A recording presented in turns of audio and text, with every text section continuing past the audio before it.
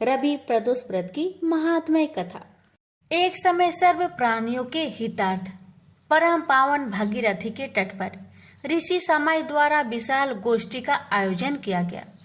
इस सभा में व्यास जी के परम शिष्य पुराण वेता सूत जी महाराज हरि कीर्तन करते हुए पधारे। सूत जी को आते हुए देखकर सौनकादि 88,000 ऋषि मुनियों ने खड़े होकर दंडवत प्रणाम किया। महाज्ञानी सूत जी ने भक्ति भाव से ऋषियों को हृदय से लगाया तथा आशीर्वाद दिया। विद्वान ऋषिगण और सब शिष्य आसनों पर विराजमान हो गए। सौनकादि ऋषि ने पूछा, हे पूज्यवर महामते, कृपया यह बताने का कष्ट करे कि मंगलप्रद कष्ट निवारण यह व्रत सबसे पहले किसने किया और उसे क्या फल प्राप्त हुआ। मेरे सूत जी बोले, आप सभी शिव के परम भक्त हैं। आपकी भक्ति को देखकर मैं व्रती मनुष्य की कथा कहता हूँ, ध्यान से सुने। प्रदोष व्रत कथा के अनुसार एक गांव में अति दीन ब्राह्मण निवास करता था। उसकी साध्वी स्त्री प्रदोष व्रत किया करती थी। उसे एक पुत्र रत्न था। एक समय की बात है, वह पुत्र गंगा स्नान करने के लिए गया। दुर्भाग्यवश मार्ग में चोरों ने उसे घेर लिया और वे कहने लगे कि हम तुम्हें मारेंगे नहीं, तुम अपने पिता के गुप्त धन के बारे में हमें बता दो। बालक दीन भाव से कहने लगा कि बंधुओं, हम अत्यंत दुखी दिन हैं, हमारे पास धन कहाँ है। तब चोरों ने कहा कि तेरे इस पोटली में क्या बंधा है।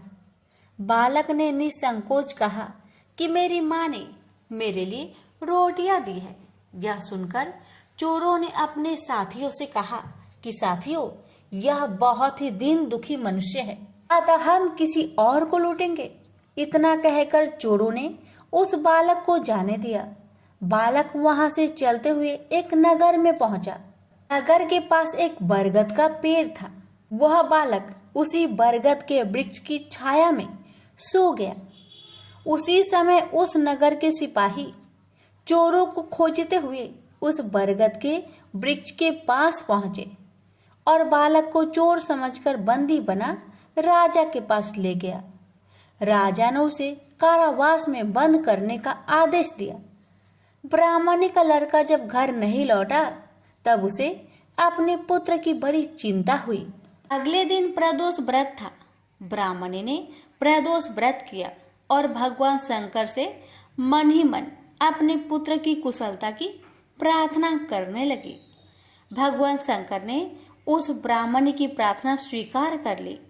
उसी रात भगवान शंकर ने उस राजा को सपने में आदेश दिया कि वह बालक चोर नहीं है, उसे प्रातःकाल छोड़ दे, अन्यथा उसका सारा राज्य वैभव नष्ट हो जाएगा।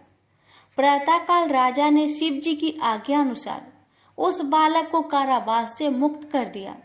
बालक ने अपनी सारी कहानी राजा को सुनाई। सारा वृत्तांत सुनकर राजा ने अपने सिपाहियों को उस बालक के घर भेजा और उसके माता पिता को राज दरबार में बुलवाया।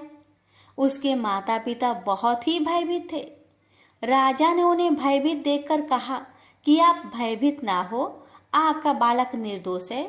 राजा ने ब्राह्मण को 5 गांव दान में दिए, जिससे कि वे सुखपूर्वक अपना जीवन व्यतीत कर सके।